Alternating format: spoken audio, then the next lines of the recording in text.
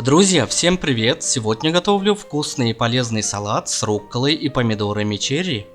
Для начала берем один небольшой болгарский перец и нарезаем на небольшие кусочки.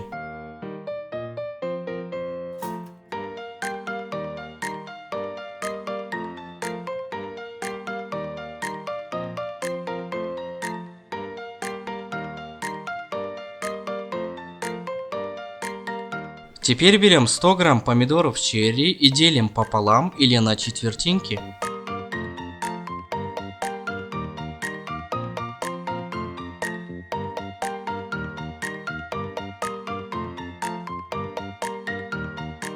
Также берем 100 грамм руккола, один пучок листьев салата рвем и добавляем к рукколе.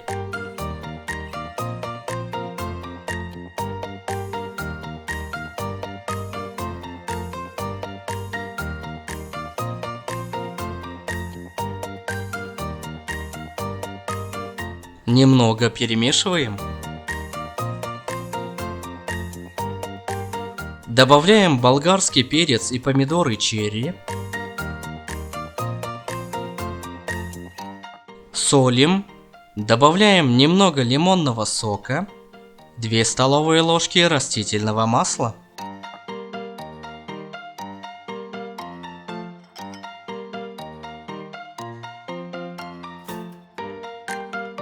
Слегка перемешиваем.